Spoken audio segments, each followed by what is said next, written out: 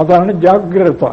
ജാഗ്രത എപ്പോഴും ഉണർന്നു വർത്തിക്കൂ. ഉള്ളതിൽ ഉണർന്നു വർത്തിക്കൂ. ഇല്ലാത്തതുണ്ടെന്ന് കരുതി ഭ്രമിക്കാതിരിക്കൂ. എവിടെയായാലും ഉള്ളതിൽ ഉണർന്നു വർത്തിക്കുക. പക്ഷേ ഗുരുദേവൻ പറയുന്നു കുറച്ച് പ്രയാസമാണിത്. അതെ, വിഷമതയാർന്നെഴും അന്യ വെന്നുകൊള്ളുവാൻ വിഷമം. വിഷമതയാർന്നെഴും. ഇനി ആ ശ്ലോകങ്ങളുടെയൊക്കെ അർത്ഥം മനസ്സിലാക്കാൻ വലിയ ബുദ്ധിമുട്ടില്ല. വിഷമതയാർന്നെഴും എന്നുവെച്ചാൽ വേറെ വേറെ വേറെ വേറെ എന്നിങ്ങനെ പലതുണ്ടെന്ന് കാണിക്കുന്ന ആ ശക്തി. വിഷമതയാർന്നെഴും അന്യ. അർജുനന് സംഭവിച്ചതുപോലെ ഇതൊക്കെ മനസ്സിലാക്കിയാലേ അർജുന, നിനക്ക് വിഷമാവസ്ഥയിൽ വന്നു ചേർന്ന ഈ കശ്മലം, ഈ അത്യന്തം മോശപ്പെട്ട ഈ സ്ഥിതി നിനക്കിത് എവിടുന്ന് കിട്ടി? കുതസ്ത്വ കശ്മലമിതം വിഷമേ സമുപസ്ഥിതം. മഹാബലി ചരിത്രത്തിൽ വാമനൻ ശുക്രനോട് പറയുന്നുണ്ട്. മഹാബലി ഗുരുവായ ശുക്രനെ ധിക്കരിച്ചു. അദ്ദേഹം പറഞ്ഞത് കേട്ടില്ല. എന്തെന്ന് പറഞ്ഞാൽ തന്റെ മനസ്സിന്റെ സമസ്ഥിതിക്ക് ഹാനി വരത്തക്കവണ്ണം അദ്ദേഹം ഉപദേശിച്ചു. എന്നുവെച്ചാൽ 3 അടി മണ്ണ് മഹാബലിക്ക് കൊടുക്കാം, അല്ല വാമനന് കൊടുക്കാം എന്ന് മഹാബലി പ്രതിജ്ഞ ചെയ്തു. ശുക്രാചാര്യൻ പറഞ്ഞു, കൊടുക്കരുത്, നിന്റെ സർവസ്വവും നഷ്ടപ്പെടുത്താൻ വന്നിരിക്കുകയാണ് ഇയാള്, കൊടുക്കരുത്. പക്ഷെ അത് ബലി വകവച്ചില്ല.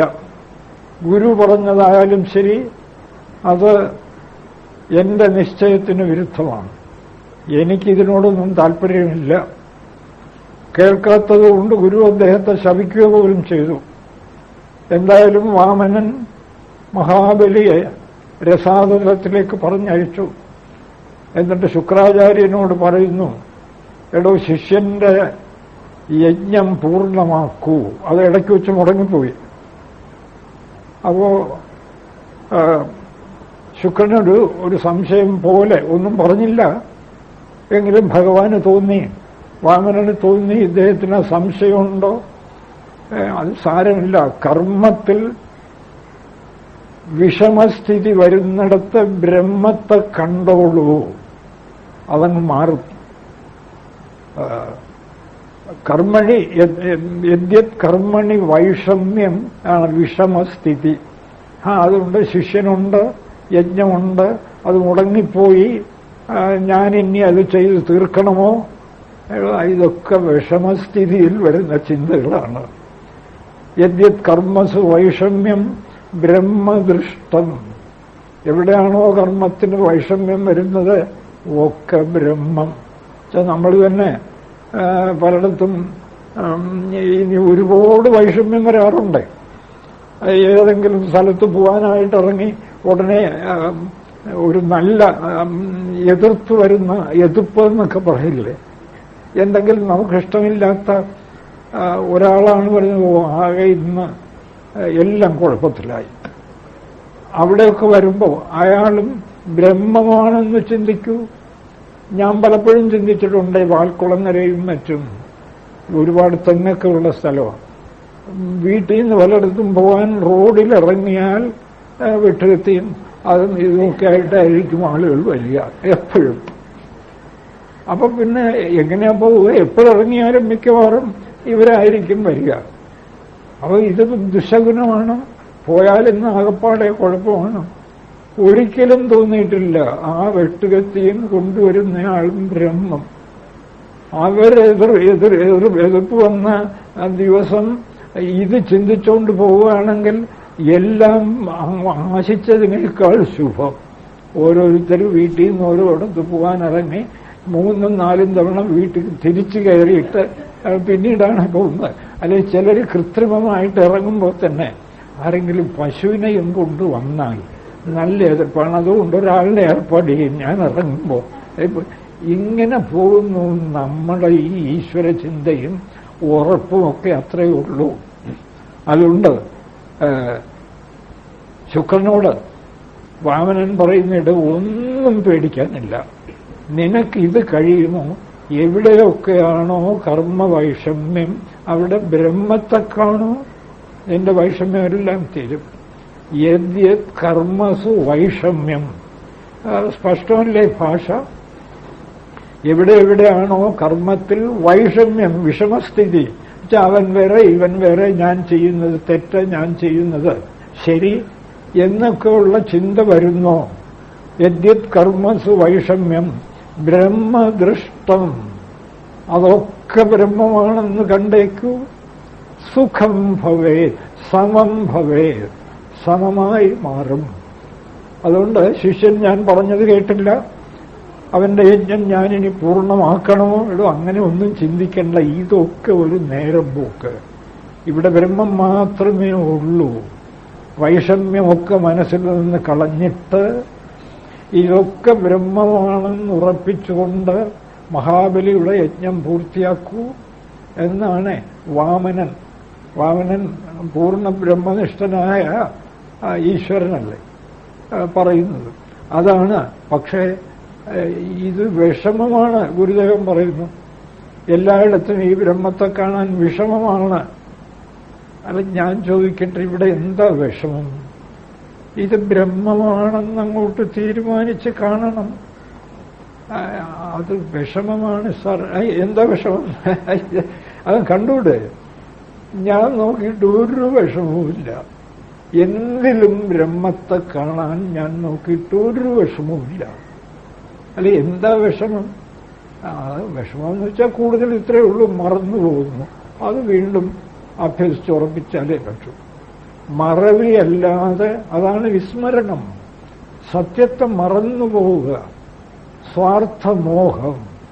സ്വാർത്ഥമോഹം മനസ്സിലിരിക്കുന്നിടത്തോളം സത്യം മറന്നു പോകും. അതൊക്കെ വിട്ടിട്ട് സ്വാർത്ഥവും മറ്റു കാര്യങ്ങളുമൊക്കെ വെറും നേരം പോക്ക്, ഇന്ദ്രജാലം, അഭിനയം, സ്വപ്നം, മനോരാജ്യം, എന്തു വേണോ ചിന്തിച്ചോളുക. വസ്തു ഇവിടെ ഒന്നേ ഉള്ളൂ, ബാക്കിയൊന്നും ഇല്ല, വെറും ഭ്രമം. പക്ഷെ ഗുരുദേവൻ പറയുന്നു വിഷമതയാർന്നെഴും അന്യ വെന്നുകൊള്ളുവാൻ വിഷമം. സ്പഷ്ടമാണല്ലോ അർത്ഥം. വിഷമതയാർന്നെഴും അന്യ, ഓരോന്നും ഉണ്ട് എന്നിങ്ങനെ നിരവധി പദാർത്ഥങ്ങളെ ഉണ്ട് എന്ന് തോന്നിപ്പിച്ച് ഭ്രമിക്കുന്ന ഈ വിഷമ അന്യ, അതാണ് അന്യ, അവിദ്യ. വിഷമതയാർന്നെഴും അന്യ വെന്നുകൊള്ളുവാൻ, ഈ അന്യയെ ജയിക്കാൻ വിഷമം. അതെന്താ ഗുരുദേവ വിഷമം? വിഷമമൊന്നുമില്ല. അഖണ്ഡ വിവേകശക്തി എന്നേ, ഈ ശക്തി സമ്പാദിക്കൂ. അതും ശക്തിയാണ്. വസ്തുവിനെ വസ്തുവായി കാണിച്ചു തരുന്നതും ശക്തിയാണ്. പലതാക്കി ഭ്രമിക്കുന്നതും വസ്തുശക്തിയാണ്. ഏതുവരെ? വസ്തുവിനെ കാണുന്നതുവരെ. വസ്തുവിലങ്ങനെയൊന്നും ശക്തിയൊന്നുമില്ല. ഭ്രമത്തിൽ നിൽക്കുമ്പോൾ ഈ ശക്തിയെയൊക്കെ വിവരിക്കാതെ പറ്റില്ല. അപ്പോ വിഷമതയാർന്നെഴും അന്യ വെന്നുകൊള്ളുവാൻ വിഷമം. എപ്പോ വിഷമം? വിഷമം വെച്ചാൽ പ്രയാസം. അഖണ്ഡ വിവേകശക്തി എന്നേ, സർവത്ര ശക്തിസ്പന്ദനം മുതൽ ബ്രഹ്മാവിഷ്ണു മഹേശ്വരന്മാരിൽ വരെ സമമായി ഒരു താഴ്ചയും ഉയർച്ചയും കൂടാതെ നിറഞ്ഞു നിൽക്കുന്ന അഖണ്ഡ വിവേകവസ്തുവിനെ കാണിക്കുന്ന ശക്തിയെ ആശ്രയിക്കാതെ അന്യയെ ജയിക്കാൻ എളുപ്പമല്ല. ജയിച്ച ആളാണ് ഈ പറയുന്നത്. അന്യയെ ജയിച്ച് സമയിൽ പൂർണ്ണമായി ജീവിതത്തെ പ്രതിഷ്ഠിച്ച ആളാണ് ഈ പറയുന്നത്. ഇതൊക്കെ നല്ലവണ്ണം ആലോചിക്കുക. വിഷമമുണ്ടോ? ഈ സമയെ ഉറപ്പിച്ചാൽ ഒട്ടും പേടിക്കാനില്ല. നമ്മുടെ ജീവിതത്തിലുടനീളം നമുക്ക് ചെയ്യാവുന്ന കാര്യങ്ങൾ വ്യക്തമായി തീരുമാനിച്ച് ചെയ്യാൻ ഒരു തടസ്സവുമില്ല. എല്ലാം ഒരു നാടകം, നേരമ്പോക്ക് ആത്മോപദേശശതകം ചർച്ച ചെയ്യുന്നത് പോലും ഒരു നേരമ്പോക്കാണ്. അത്രയുള്ളൂ. ഇതൊരു വഴിയാണ്. ആ ചേരാൻ ആ സത്യത്തിലെത്തിച്ചേർന്നാൽ പിന്നെ എന്തിനാ ആത്മോപദേശം ചർച്ച ചെയ്യുന്നത്? സത്യത്തിലെത്തിച്ചേർന്നാൽ ഉപനിഷത്തുക്കൾ ഉപനിഷത്തല്ല, മാറ്റിക്കോളൂ എന്നാണ് ഉപനിഷത്ത് തന്നെ പറയുന്നത്. ഉപനിഷത്ത് എന്തിനു ചർച്ച ചെയ്യുന്നു? സത്യബോധം ഉറപ്പിക്കാൻ ചർച്ച ചെയ്യുന്നു. സത്യബോധം ഉറപ്പിച്ചാൽ പിന്നെ നിങ്ങൾക്ക് ചർച്ച ആവശ്യമില്ല. അപ്പോൾ ഉറപ്പിച്ചയാൾ ചർച്ച ചെയ്തില്ലേ, ചർച്ച ചെയ്തു എന്ന് വരാം. ഇന്നലെയും എന്നോടൊരാൾ ചോദിച്ചു, ഈ സാമൂഹ്യ പ്രവർത്തനമൊക്കെ എന്തിനാ സാർ? ഒരു ജീവൻ മുക്തൻ സാമൂഹ്യ പ്രവർത്തനത്തിൽ ഏർപ്പെടില്ലേ? അദ്ദേഹത്തിന് ജഗത്തില്ലല്ലോ, പിന്നെ എന്തിനാ അദ്ദേഹം സാമൂഹ്യ പ്രവർത്തനത്തിൽ ഏർപ്പെടുന്നു? അത് ഗുരുദേവൻ തന്നെ പറയുന്നുണ്ട്, ദഗ്ധ്വാ ജ്ഞാനാഗ്നിന സർവം, ജ്ഞാനാഗ്നിയിൽ എല്ലാം ദഹിപ്പിച്ചു. ഉദ്ദിശ്യ ജഗതാം ഹിതം, ജഗത്തിന്റെ നന്മയെ ലാക്കാക്കി എന്നാലും പ്രവർത്തിക്കുന്നു. അപ്പോഴാണ് ചോദ്യം, ജഗത്തില്ലല്ലോ? അങ്ങനെയല്ല, എനിക്ക് ജഗത്തില്ല, പക്ഷേ കഷ്ടപ്പെടുന്നവർക്ക് ജഗത്തുണ്ടല്ലോ. അവർക്ക് വഴി കാട്ടാൻ, സത്യത്തിന്റെ വഴി കാട്ടാൻ പ്രവർത്തിക്കുന്നു. അതങ്ങെന്തിനാണ് പ്രവർത്തിക്കുന്നത്? അങ്ങേക്ക് സത്യം കിട്ടിക്കഴിഞ്ഞില്ലേ?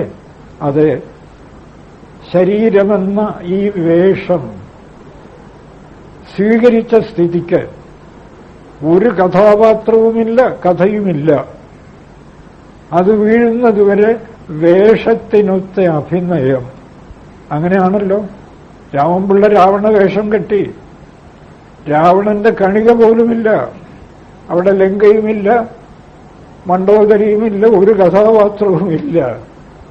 പക്ഷെ അദ്ദേഹം അഭിനയിക്കുന്നു.